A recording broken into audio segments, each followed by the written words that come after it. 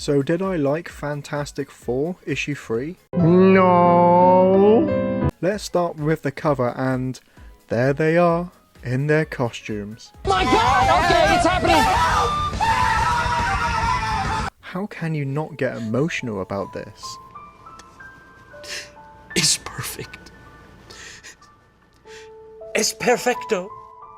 All gushing aside, the cover is great. The costumes don't need mentioning. We see the fantastic car, we see all members express their personalities, and it's the first time we don't see the team fighting.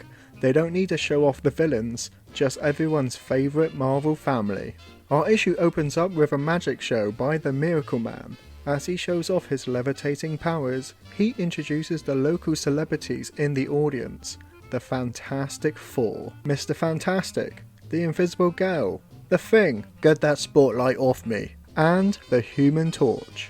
Miracle Man shows off his amazing powers, claiming they are far greater than the Fantastic Four's. He can grow big, he can shoot lightning, or turn into any form, like gas. The Thing has enough of his gloating, but Miracle Man invites him to the stage. He presents 2 identical logs and asks the Thing to smash one. He does, but it does take some effort to break through, while Miracle Man slices his log with one finger. Ooh, you're hard. The Thing calls Bullshit. but Miracle Man claims it's all due to his awesome power and invites the Thing to punch him. He does so without any hesitation, but doesn't leave a scratch on Miracle Man. Before the Thing can go berserk, the rest of the Fantastic Four drag him away, whilst the magic show concludes. While flying back home, Reed Richards believes it's fortunate that with that amount of power, that Miracle Man is not a criminal. Before Miracle Man can take over the world, he must strike fear into the public, and he knows exactly how to do it. As the Fantastic Four return, we get an awesome diagram of the Baxter Building. Finally, now I know where they keep their Pogo Orbit hangar plane and their giant map room. Nah, in all seriousness, it is a great design and it adds a nice touch for the readers back in 1962. Stanley says to save this for future reference. In 1960s terms, that means click that subscribe button for any Baxter Building updates. Don't make me come down there, you punk! The next day. Johnny flicks on the TV to see the movie premiere of The Monster from Mars, with an impressive monster display outside the cinema. Was this a thing with monster movies? Yes. I couldn't find much, but Peter Jackson's King Kong displayed a lifelike statue of the 8th wonder of the world in New York. But enough about monster movies, Susan Storm just designed the iconic Fantastic Four costumes. This is such an important moment in Marvel history and oh my god!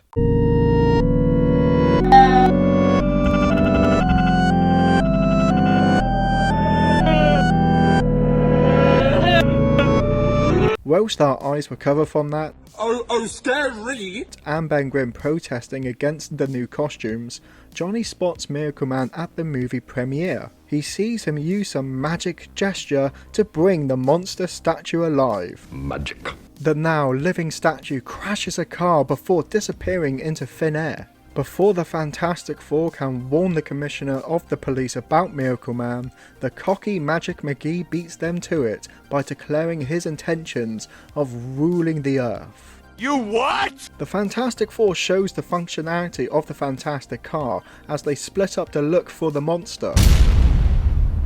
There he is!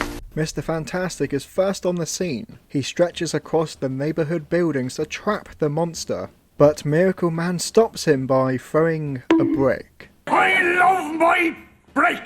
The monster heads towards the army base, but is stopped in time by the Human Torch. Sue and Ben arrive as the battle is heating up. As the Thing does his best Hulk Hogan impression and rips his shirt off, Johnny makes quick work of the wooden monster statue. However, the army isn't taking any chances and starts shooting at the Human Torch, despite the general commanding them to stop.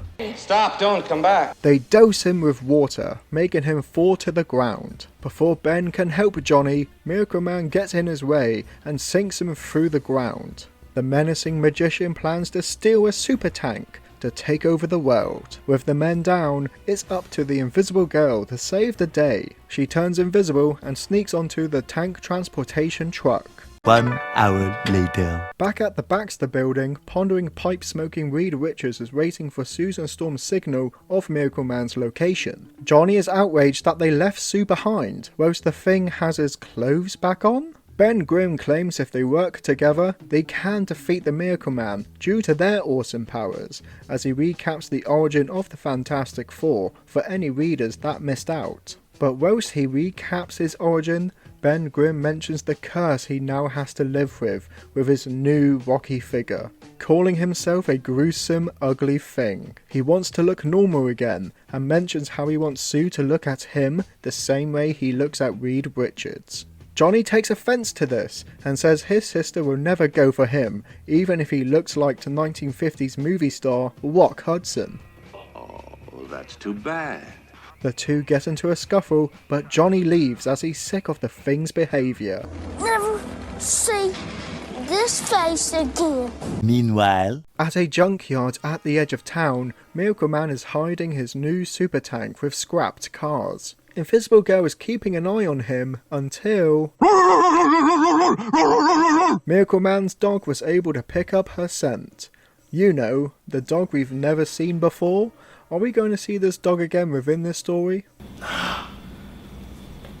With the Invisible Girl caught, Miracle Man hypnotizes her to launch the Fantastic Four signal, so he can defeat them once and for all to take over the world. Reed and Ben see the signal and take the Fantastic Four helicopter. Johnny Storm, still upset about what the Thing said, is chilling at a soda bar when he sees the Fantastic Four signal. He doesn't think twice and flames on into action. Reed and Ben are first on the scene, but Miracle Man greets them with a giant key. But that's no key, as it turns out to be a Tommy gun. Magic. He begins the fire, but Reed Richards turns into a bouncy board to avoid the bullets. The Thing blocks the remainder of the bullets, whilst the Miracle Man drags Sue away and escapes in the super tank. Johnny joins the two as the Mantastic 3 enters a classic racing car to chase Miracle Man down. You know, those classic scrapyard racing cars. Hot on the pursuit, Miracle Man shoots out the front tyre. But never fear, as Mr. Fantastic leaps on the front of the car to become the wheel. That's disturbing. Johnny's seen enough shit for today and flies in front of the super tank, increases his heat, and blinds Miracle Man. They drag him out of the tank and commands Miracle Man to release Sue from her spell. Mr. Fantastic explains to the team that he doesn't have any magic powers, but hypnotizes to believe he has magic powers. He asks Mr. Fantastic, how did you know? Because a true Miracle Man would not have needed to steal jewels. He could have conjured up all of the wealth in the world. A Miracle Man would not have needed to flee from us. You could have simply vanished, or caused us to disappear. Oh, the same way he made the monster vanish/disappear? That doesn't make sense. But now your hypnotic powers is gone, due to the torch's almost blinding flash. Oh! Oh, okay! Well, that makes it okay then! The Thing protests and asks Johnny if he's really going to get all of the credit for this mission. This was the last straw for the Human Torch, as he can't take any more of the Thing's criticism and crits the Fantastic Four. Fuck you, I'm going to go work at fucking Hardee's. Plot was stupid, the twist was dumb, but it's hard not to love this comic.